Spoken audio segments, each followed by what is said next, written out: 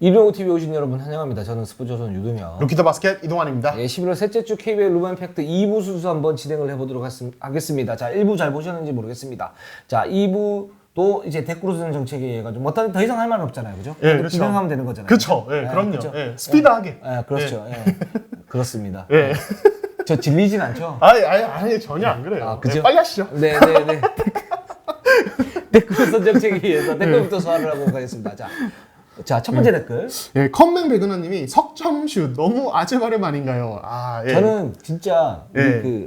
저는 이제 항상 그렇게 생각을 합니다. 우리 청취자는 고객이다.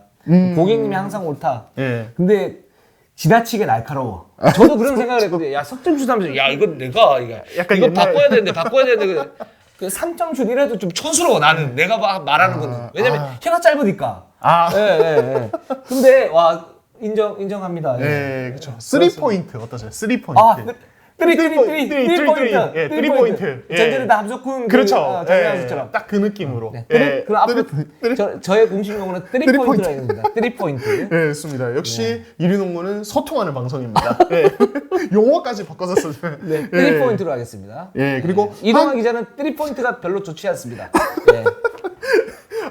좋습니다. 네. 그 발음은 정확하네요. 혀 짧은 발음은 정확하게 하시네요. 네, 잘할 수밖에 없어요. 그 구강 구조상. 네. 부럽습니다. 네. 예. 그리고 한진정님이 초심 잃어버리셨나봐요. 클로징의 알람이 엄청 짧아졌네요. 오늘 저희가 5초 가겠습니다. 예. 죄송합니다. 이게 굉장히 날카로운 그 지적이세요. 그렇죠. 그러니까 다르게 말하면 끝까지 다 보신다는 거거든요. 그렇죠. 이게 저희 마지막 멘트인데. 사실 실제로 우리가 알람할 때 좀 성의가 없긴 했어요. 네, 저는 사실 조금 부끄러워가지고 약간 그냥 적당히 흔들기만 하는데 그렇죠. 들켰네요. 그러니까 우리가 언제부터 그렇게 했다고 처음에 우리가 할 때 막 보여달라고 알람 이렇게 하자고 그랬었잖아요. 맞아요. 예. 네. 다시 철면피 깔겠습니다. 오케이. 달립니다. 그렇습니다. 그렇습니다. 그리고 박경석님이 그 이제 LG 박경석 선수 언제 볼 수 있을까요? 이번 시즌에 안 보이네요. 2군으로 내려간 건 아닌 것 같은데 이렇게 얘기하셨습니다. 네. 자, 일단 박경석 선수는 최근에 D리그 경기 출전을 했고 일단 조성원 감독은 현재 이제 좀 경기 감각이나 몸 상태를 더 끌어올려야 되기 때문에 D리그에서 더 뛰다가 휴식기 이후에 뛸 것 같다 이렇게 지금 얘기를 한 상태죠. 그렇습니다. 그래서 D리그에서 좀 이제 뛰고 종아리 부상이 있었어요. 종아리 부상이 있었고 그래서 D리그에서 뛰고 휴식기 이후에 아마 LG 그런 공격농구 일원으로서 출전하지 않을까라는 생각을 해봅니다. 예. 그리고 최진영 님이 SK 김양빈 선수 근황이나 언제쯤 경기 나오는지 알 수 있을까요? 아직 못 만드는 단계인가요? 궁금합니다. 제가 최근에 그 D리그 취재를 갔다가 이제 김양빈 선수 만나서 얘기를 좀 나눴는데 네. 일단 뭐 몸 상태나 부상 이런 건 뭐 전혀 문제가 없어요. 네. 전혀 문제가 없고 다만 이제 이 선수가 연습 경기 때 굉장히 고무적인 모습 보이다가 컵대회 때부터 정말 어떤 형님들의 큰 벽을 느끼고 정말 많은 걸 느꼈는데 그러니까 문경 감독이 이렇게 얘기를 했다고 하죠. 김현준 선수에게 너 이제 D리그에서 계속 일단 기회를 줄 테니까 거기서 20씩 못하면은 1군에 못 뛸 것 같다. 네. 그러니까 진짜 제대로 해봐라. 네, 네. 일단 거기서부터 다시 해보자 이렇게 얘기를 했다고. 그러니까 사실 컵대회 때도 문경 감독이 얘기를 한 거고 이제 김영준 선수 본인도 얘기를 하는 건데 그러니까 이 뭐랄까 공격 전체의 어떤 흐름, 수비의 흐름 이런 걸 아직 자기가 좀 못 읽는 것 같다고 해요. 예, 그러니까 팀 오펜스, 팀 디펜스에 대한 이해도가 아직 떨어지는 거죠. 너무 어리다 보니까. 아직 어려요. 예. 아직 어린 선수입니다. 그렇죠. 예. 조금 더 한 뭐 1년, 2년 정도 더 다니고 와도 충분합니다. 그렇죠. 예, 그러니까 워낙 어리다 보니까 이제 그러니까 뭐 이 선수 정말 신장도 좋고 스피드도 괜찮고 슈팅력도 괜찮단 말이에요. 신장 대비. 근데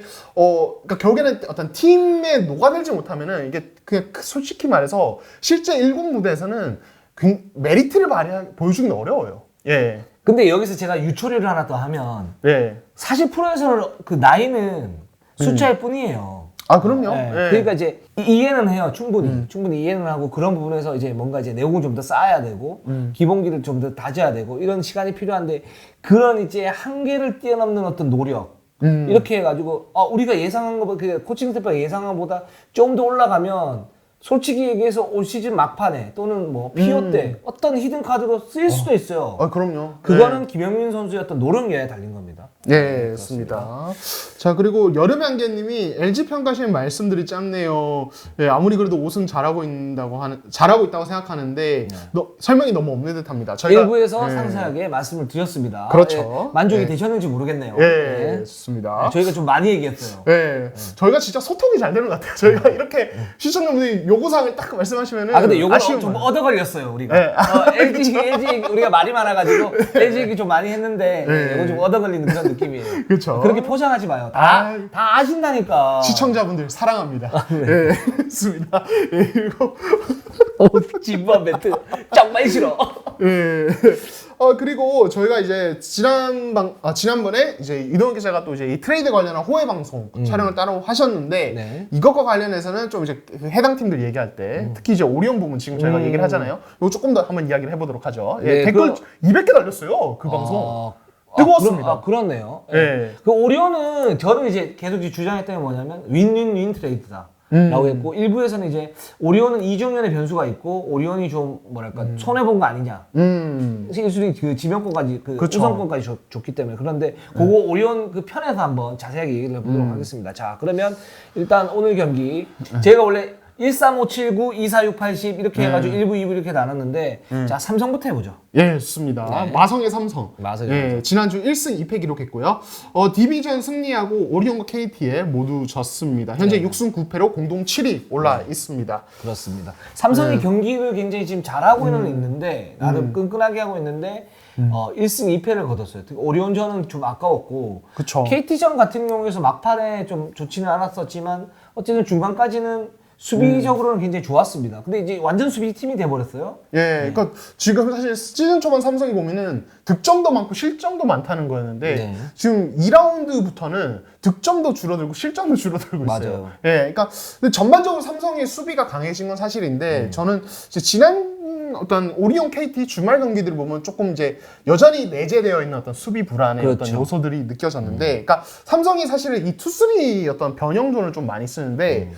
근데 제가 이제 아이자 힉스 수비력 굉장히 칭찬 많이 했고 이동 기자 칭찬 많이 했는데 이때는 아이자 힉스의 지배력이 조금 떨어지는 것 같아요. 이게 뭐냐면은 사실은 어떤 지역 방어든 하이 포스트가 굉장히 어떤 공략의 어떤 요충지잖아요. 공격 입장에서는. 네네. 이제 관건은 그래서 하이 포스트에 상대가 볼을 넣었을 때 수비 입장에서는 그 하이 포스트에 볼 들어가는 어떻게 압박하고 그렇게 됨으로써 뒷공간을 어떻게 커버해 주느냐. 이게 되게 관건인데 삼성이 힉스가 이제 가운데 서잖아요. 네. 지역 방어실 때. 이때 하이 포스트에 볼 들어가면은 이 압박이 약해요. 힉스가 좀 그냥 약간 서 있는 경향이 있어요. 이게 삼성의 어떤 코칭 스태프 주문인지 아니면 힉스의 문제인지 모르겠는데 이때 압박이 안 되면서 그냥 순식간에 점수 되게 많이 주는 상황이 나요. 저는 근데 그거는 그 뭐 힉스를 제가 옹호하는 게 아니고 예. 그 삼성의 지역 방어 조직력이 약하다. 조직력 자체가 약하다. 조직력 자체가 약하다. 그러니까 만약 그 이승현 선수 얘기를 하는 거잖아요. 그렇죠. 오리온전도 오리온전, 그렇고 네. KT전도 네. 이제 4쿼터 시작하자마자 투수를 있었는데 네. 하이로우에 그냥 계속 당하는 상황이 났거든요. 그렇게 된 거죠. 그러니까 네. 이제 힉스가 모든 걸 다 쳐줄 수는 없어요. 그럼요. 기본적으로. 네. 그러니까 근데 이제 거기에서 보통 이제 투쓰리 지역 방어를 했을 때 오리온 같은 경우에는 하이로 형태를 만든다고요. 어떻게 형태를 만드냐면 이승현이 이 정도 이렇게 섰을 때 자 여기서 이게 삼성 투쓰리죠.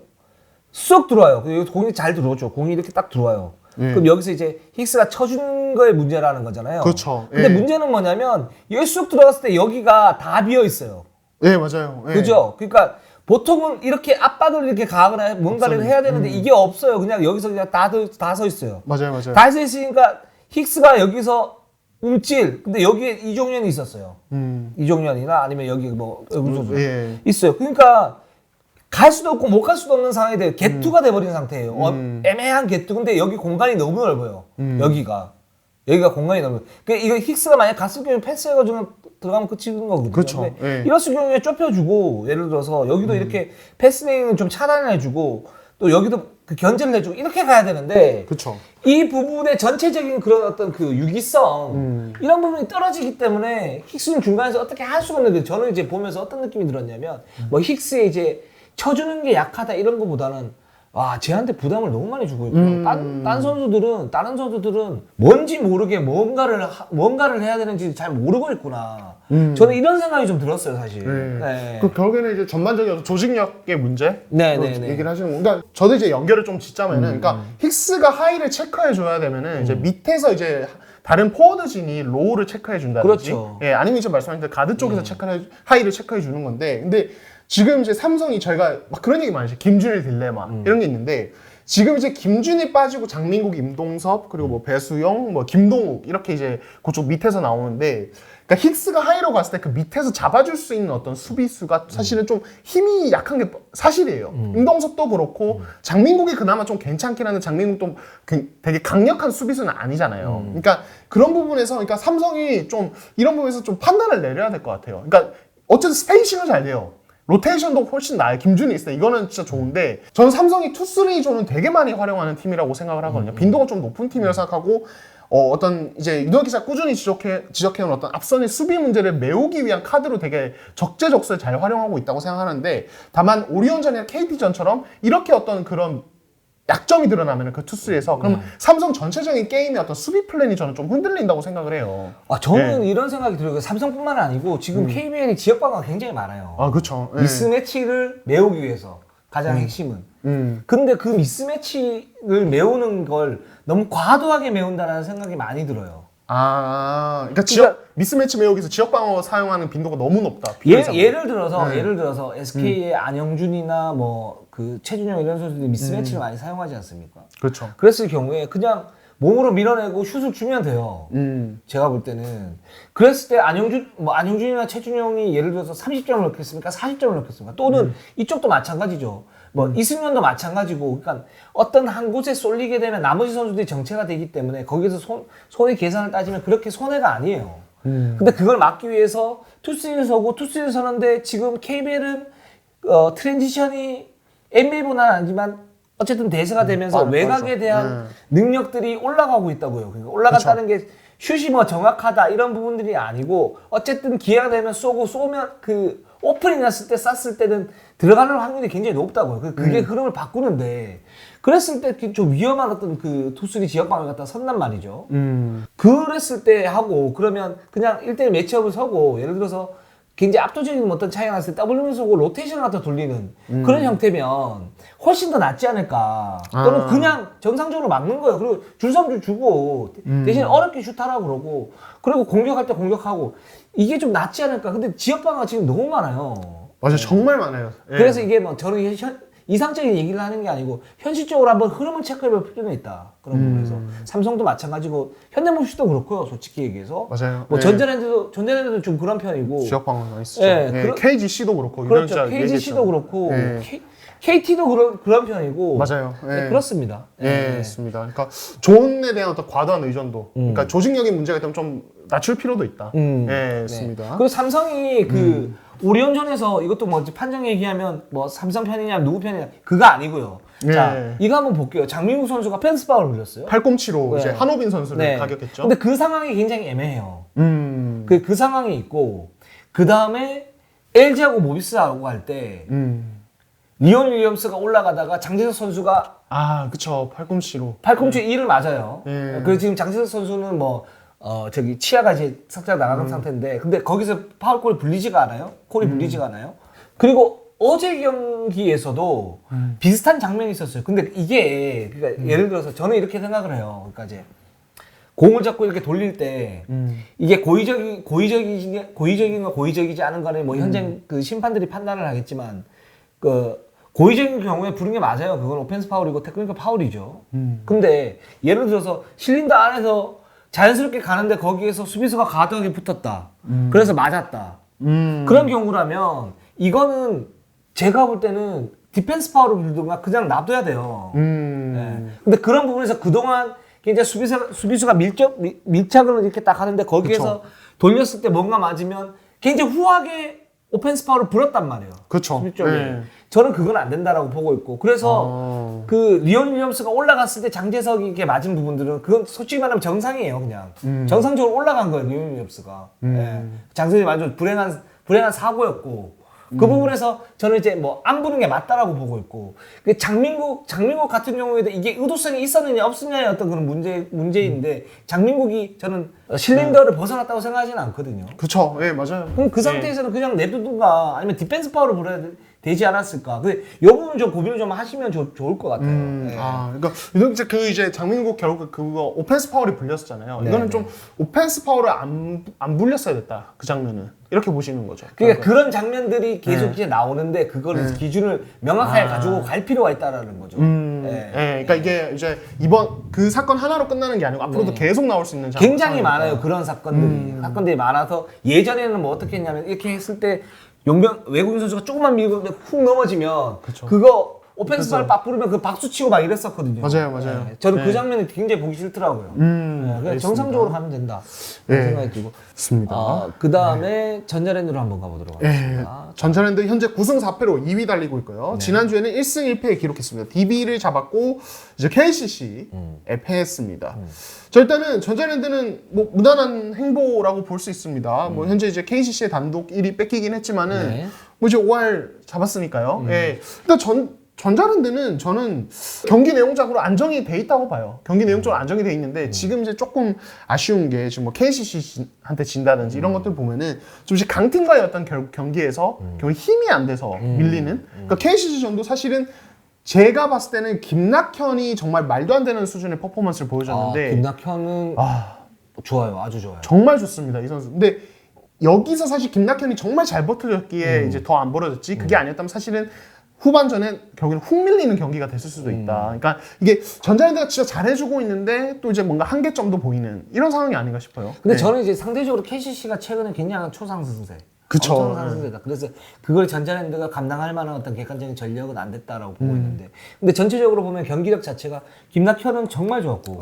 그렇죠. 이제 뭐 아직도 저는 이제 조금 더 보기는 해야 된다고 봐요. 그러니까 에이스긴 한데 이게 이제 안정감, 꾸준하게 가야 된다고 보고 있고. 근데 그 퍼포먼스 자체가 지난 이제 현대모비스전도 그렇고 KC전도 그렇고 김낙현이 컨디션이 좋은 상태에서 뭔가를 하면 막을 수 없는 선수가 돼가고 있구나 이런 생각이 들고, 그게 왜 그러냐면 계속 말씀드리지만 골밑 돌파가 돼요, 미드레인지 점퍼가 돼요, 속점이 되는데 공간 활용을 잘하고 스크린 활용을 잘하고 거기에 헤지테이션까지 되니까 막기가 정말 너무 힘들어요, 김낙현 같은 경우. 그렇죠. 그러니까 또 이제 전자랜드가 사실은 탑에서 이대현이나 에릭 탐슨 핸드오프를 이제 김낙현이 받아서 이제 순간적으로 찬스를 보는 어떤 패턴들이 있는데 그럴 때 사실은 이제 저희가 그 얘기를 했죠. 수비자 입장에서 그 어떤 그 핸드오프 상황에서 스크린 위로 지나갈 때 이 상대의 파울 안 하면서 그 몸을 붙이는 수비가 되게 어렵잖아요. 네네. 저희가 얘기를 좀 했었던 것 같은데 김낙현이라는 선수 자체가 슈팅력이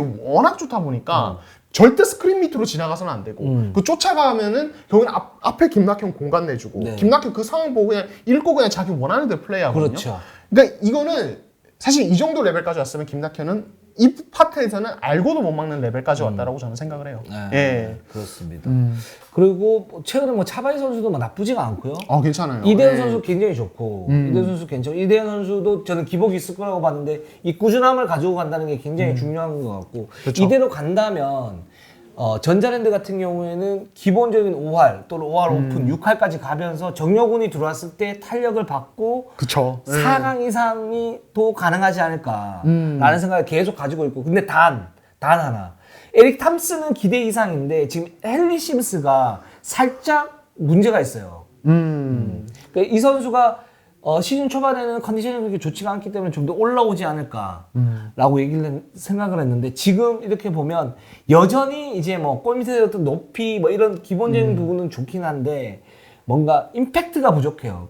그거를 우리가 좀 예상했던 부분이잖아요. 근데 생각보다 더 부족해요. 그러니까 기본적으로 좀 뭐 하이포스트, 로우포스트 오가면서 좀 영리하게 플레이하는 것도 좋고 되게 든든한데 결국에는 1옵션이란 말이에요, 이 선수는. 그렇죠. 그러니까 사실 김낙현, 이대현이 잘해주고 있지만 언제나 그 페이스를 유지할 수는 없는 상황이고 매 경기 다 잘할 수는 없으니까 그럴 때는 1옵션 외국 선수가 아예 진짜 자밀 원이처럼 진짜 그냥 안 될 때는 그냥 넣어주면은 거의 자동 득점 느낌, 좀 안정감을 줘야 된단 말이에요. 근데 사실 심스는 그런 임팩트는 아니에요, 말씀하신 대로. 그러니까 어떤 느낌이냐면 타이거 데이비스하고 그 경기를 했을 때 좀 그 수비에서도 많이 밀리는 모습이었고, 그 지난번 현농하고 했을 때도 예, 뭐 좀 비슷한 느낌이었고. 예. 근데 또 헬리 시즌은 또 외곽의 어떤 활동률이 좀 떨어지기 때문에 거기에 이 옵션을 붙여서 디드리 로스나 뭐 자키난 같은 이런 선수 붙여버리면 거기에 또 어떤 딜레마가 생기고 이런 혼란함이 있는 것 같아요. 그래서 전자랜드가 폭발적으로 뭔가를 쭉 가지 못하고 접전을 펼치면서 맞아요. 신승을 하거나 아니면 아깝게 패하거나 이런 게임들이 많이 나오는데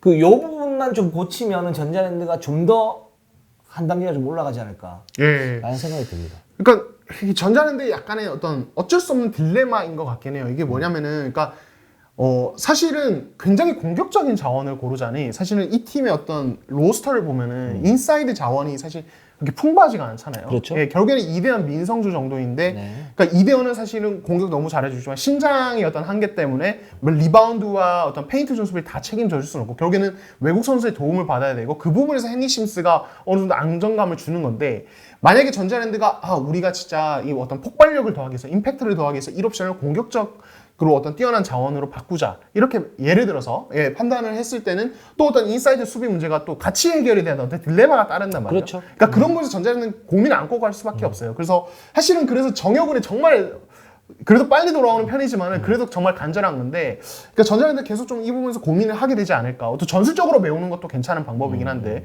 만약에 바꾼다면은 그렇습니다. 예. 네, 그렇습니다. 자, 그러면 오리온으로 한번 넘어가 보도록 할게요. 오리온. 자, 오리온 네. 이종현에 대해서 얘기를 갖다 좀 해야죠. 예, 오리온 지금 7승 7패 공동 5위고요. 지난주 1승 1패 기록했습니다. KGC전 패했고 트레이드 이후 첫 경기였던 삼성전에서 승리를 했습니다. 이종현 좋은 활약 펼치면서 좀 인상적이었죠. 이종현이 들어갔을 때 어떤 공격 전술 어떻게 보셨어요? 이종현이 들어왔을 때 공격 전술. 근데 아니면 그 효과 좀 어떻게 보셨어요? 일단 저는 가장 좀 인상적이었던 게, 그러니까 지금 로슨, 이승현, 이종현 이렇게 오리온이 같이 세웠단 말이에요. 이종현을 선발 투입했을 때. 근데 그러니까 사실상 로슨을 스몰 포워드처럼 쓰는 효과, 이게 저는 제일 컸다고 봐요. 그러니까 이때까지 사실 로슨이 뛰는 라인업은 결국에는 로슨이 빅맨을 수비해야 된다, 혹은 이승현이 막아줘야 된다. 이 부담, 이것 때문에 결국에는 수비에서부터 이미 약간의 이제 상대의 일단 패를 먼저 주고 시작하는 느낌이 있었는데, 이종현이 오면은 사실 뭐 이종현 몸 상태나 수비 범위 문제 남아 있지만은 아무튼 로슨이나 이승현이 그 부담에서 사라진단 말이에요. 그러니까 그냥 신장 자체가 좋아지니까 여기서 일단 오리온이 일단 좀 힘을 받는 부분이 있지 않나 싶어요. 근데 사실 좀 공격적인 부분은 좀 아직 좀 지켜봐야 된다고 봐요. 왜냐면 지금 너무 촉박하게 경기를 치렀기 때문에 이걸로 좀 판단하기 좀 이르다고 봐서. 근데 확실히 이종현 선수의 어떤 어떤 동기부여 이런 부분은 좀 확실해 보였고 이승현 선수도 있고 뭐 이대성 선수도 있기 때문에 그 부분에서 좀 안정감을 가지고 게임을 한다는 그런 느낌은 있었어요. 그러니까 좀 마음을 놓고 경기를 한다. 맞아요. 네. 굉장히 의욕이 넘친다고 그래야 되나? 뭐 이런 느낌이 있었었고, 그런 점에서 그동안 이제 우려했던 이종현 선수가 과연 부상이 다 나왔는데 뭐 순간적으로 어떤 힘을 갖다 많이 못 주면서 폭발력이 좀 부족하다, 또는 이제 실전에서 어떤 그 움직임이 이 선수도 중중중중중 이렇게 간다. 맞아요. 뭐 그런 느낌이 있었는데 오리온전 첫 경기에서 강약, 중강약 뭐 이렇게 가면서 결승골까지 넣고, 그렇죠. 그 두 자릿수 득점을 하고 이런 부분이 있었다라고 보고 있고. 근데 저는 조금 이제 더 지켜볼 필요가 있다고 봐요. 이게 맞습니다. 왜냐면은 일단 이날 상대인 삼성이 저희가 아까 얘기했지만 김준일이 빠져서 그냥 기본적인 높이 자체가 지금 그렇게 높지 않은 팀이 진짜 알자익스가 인사이드에서 다 책임져야 되는 구조라서, 그러니까 사실은 이종현처럼 어떤 그냥 기본 높이를 앞세운 공격수에 좀 약할 수밖에 없어요. 그러니까 예를 들어서 로슨이나 이승현이 하이포스트에서 점퍼 던지고 그거를 이종현이 막 티핀 공격 리바운드로 마무리하는 이런 상황들은 그냥 삼성 로스터 구성상 오리온이 유리하게 가져갈 수밖에 없는 부분이기 때문에 이 부분에 대해서 좀 너무 또 확대 해석을 해서는 저는 안 된다라고 생각을 하고, 그리고 이 경기에서 좀 뭐 이렇게 눈에 띄었던 게, 좀 오리온이 그냥 로슨, 이승현, 이종현 라인업은 좋은데 위드랑 이종현을 같이 썼단 말이에요. 이게 단순 테스트인지 아니면 정말 한번 써볼 생각으로 한 건지 이 오리온 코칭 스태프 쪽에서 모르겠는데, 저는 이건 정말 아닌 것 같아요. 그러니까 이제 그 안쪽에 그 두 선수를 만약에 밖으로 끌어들이면 그러니까 스트레치를 해서 3점슛 라인으로 이제 끌어들이면 안쪽에 공간이 너무 많이 생겨요. 그렇죠. 삼성이 이제 그런 이제 커딩이나 이런 부분으로 림을 공략하는 그런 모습들도 있었었고, 그러니까 수비적으로 그 부분은 좀 많이 불안하다 이런 느낌이 듭니다. 근데 여기에서 저는 이제 개인적으로 어떤 생각이 들었냐면 그 이종현을 들어왔을 때 이게 진짜 제 개인적인 생각이에요. 진짜 개인적인 생각인데, 이종현이 들어왔을 때 저는 이제 그 모든 면을 갖다 다 보지 않습니까?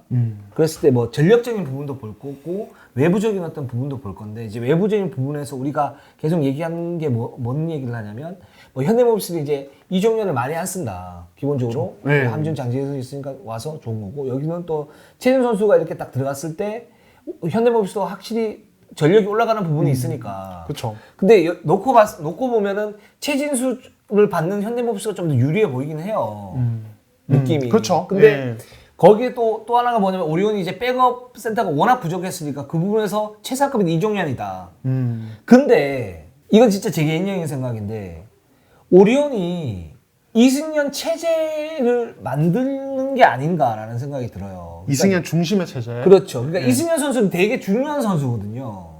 기본적으로. 그러니까 뭐 DB의 김정규라든가 또는 오리온의 이승현이라든가 이런 선수들은 외국인 선수의 어떤 가드진의 합을 잘 맞추면 우승까지 할 수 있는 그런 멤버가 되잖아요. 그러니까 오리온이 이승현은 중심으로 이렇게 하는데 이승현이 2년 뒤에 FA가 되죠.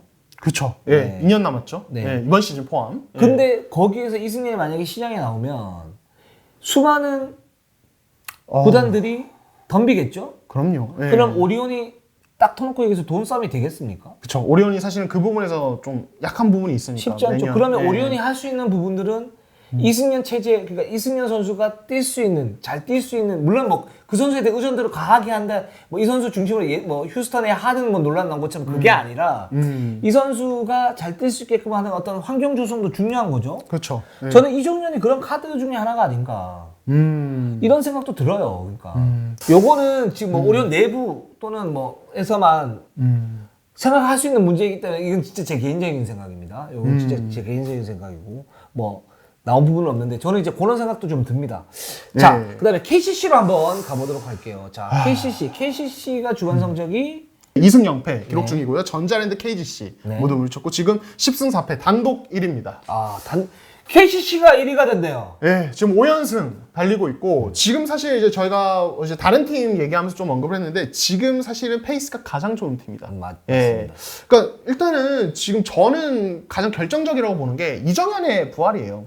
이게 그 이동환 기자가 2주 전에 그렇게 얘기하지 않았습니까? 이정현 에이징 커브가 아니고 단순히 지금 살짝 부진하고 올라올 거다. 그렇죠. 근데 너무 많이 올라왔어 지금. 올라도 너무 많이 정말 너무 많이 올라왔고 그러니까 뭐 사실 뭐 기사로도 많이 얘기가 나왔죠. 이정현이 이제 비시즌 중에 부상을 당해서 2달 한 10주 정도 휴식을 취하면서 페이스가 확 떨어졌었는데 사실은 KC 구단 내부적으로 이게 시간이 더 걸릴 거라고 봤어요, 사실은. 그러니까 왜냐면은 워낙 좀 이제 장기 부상이었기 때문에. 근데 생각보다 빨리 올라왔고 저는 무엇보다도 이정현이 이렇게 빨리 올라옴으로써 얻게 되는 부가적인 효과 저는 송교창이라고 봐요. 송교창. 이게 뭐냐면은 시즌 초반에 이정현이 좀 안 좋았을 때는 그러니까 사실 송교창에 대한 핸들러 비중이 좀 높아졌었어요. 어쩔 수 없이. 네. 예, 근데 이게 사실 그렇게 효율적이진 않았어요. 제가 봤을 때는. 그러니까 어떤 송교창의 어떤 핸들러 비중이 좀 자연스럽게 낮춰지고 송교창이 지난 시즌에 잘했던 어떤 이제 받고 아이솔레이션 더 많이 가져가고 네. 이런 식으로 좀 이제 자기가 잘하던 거에 다시 집중할 수 있게 된 거예요. 예, 그러니까 물론 지금도 송교창, 이정현이 스크린 내주 2대1을 종종 섞어 쓰긴 해요. 전략적으로 네. 한 번씩. 그렇지만은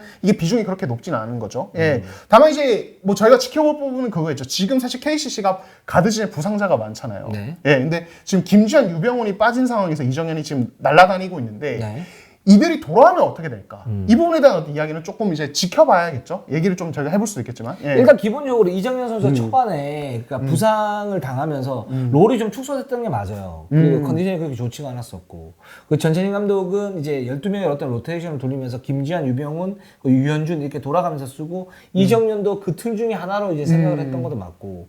근데 김지한, 유병훈 선수가 이제 줄부상을 당하면서 이정현에게 확실한 롤을 줬죠. 2대2라는. 그리고 그 전체적으로 이정현 선수가 그때 당시에 이제 몸 상태가 올라오면서 저는 지난주 KG 시즌이 예. 어떤 계기였다고 보는데 그때 당시에 이정현 선수가 그 타일러 데이비스와 아주 좋은 2대1을 갖다가 하면서 그때부터 페이스가 쭉 올라왔고 이게 지금 계속 이어지고 있는 게 아닌가. 그래서 승부처를 책임지려고 하는 그런 모습들이 있어요. 근데 이정현이 그렇게 잘하는 건 이정현 본인도 있지만 타일러 데이비스가 그만큼 또 어떤 절묘한 파트너가 됐기 때문에 그런 부분이 아닌가라는 생각이 들고 또 전차진 감독이었던 용병술도 있고요. 그렇기 때문에 KCC가 지금 올라가게 됐고 이 부분이 살짝 꺾이긴 할 텐데 저는 KCC가 현 시점에서는 최대 어떤 다코스다 이렇게 좀 볼 수 있을 것 같고 자 김주현하고 유병훈 선수 언제쯤 돌아오게 되나요? 지금 일단 둘 다 12월 5일 복귀를 목표로, 그러니까 네. 브레이크 이후죠. 네. 복귀 목표로 준비를 하고 있는데, 근데 둘이 상황이 조금 달라요. 그러니까 유병훈 같은 경우는 이도 기자가 한 2주 전에 전달하기 좀 족저근막 파열 상태인데, 네. 이게 지금 12월 5일? 이때 돌아온다고 확신하기에는 조금 큰 부상이에요, 사실은. 네네. 그래서 좀 지켜봐야 되고, 김지한은 발목 부상인데, 지금 이제 그 다친 인대가 사실은 잘 다치지 않는, 일반적으로 잘 다치지 않는 맞아요. 부위라고 해요. 그래서 지금 사실은 지난주에 복귀 생각을 했었대요. 근데 가벼운 통증이 좀 계속 있었다고 하더라고요. 그래서 아무래도 좀 흔하지 않은 부상이다 보니까 구단에서 좀 조심스럽게 지금 접근을 하고 있고, 일단 조금 더 기다려보자. 12월 5일에 돌아오는 걸 하자 하면서 준비를 좀 하고 있다고 합니다. 그래서 이들이 돌아왔을 때 또 이제 이정현과의 어떤 조합, 다른 선수들의 조합, 이게 전체적으로 지금처럼 진짜 잘 굴러갈 것인가, 이거는 또 이제 저희가 지켜볼 요소가 될 수 있겠죠. 네, 예. 그렇습니다. 어떻게 또 변하는지에 대해서는 또 업데이트를 갖다 해드리도록 하겠습니다. 자, DB로 한번 넘어가 보겠습니다. 자, DB는 연패를 끊었어요. 극적으로. 그렇죠. 예. 지금 이제 SK전 어제 승리하면서 11연패에서 탈출을 했고 현재 4승 11패. 예. 최하위 머무르고 있지만 일단은 뭐랄까 분위기를 한번 반전시켜 놨기 때문에 향후에 뭐 외국 선수 교체라든지 부상자 복귀 변수로 조금 더 치고 올라갈 수 있는 여진이 있어요. 일단 김정규는 돌아왔습니다, 어제. 그렇죠. 예. 그리고 두경민, 호응이 뛰었었고요. 근데 어제 멤버를 이렇게 보면 DB가 충분히 이길 수 있다. 그러니까 외국인 선수가 좋지는 않죠. 타이릭 그렇죠. 존스하고 저스틴 록스가 좋지는 않은데 국내 선수들만 보면 뭐 김종규가 돌아왔고 이제 부상에서 약간 좀 변수가 있긴 하지만 뭐 두경민도 이제 상태가 그렇게 상당히 좋은 건 아니고 호응도 아직 폼이 좀 더 올라가야 되고 근데 그렇죠. 멤버 몇 명으로만 보면 이길 수도 있겠다. 그쵸. 이런 생각이 들지 않습니까?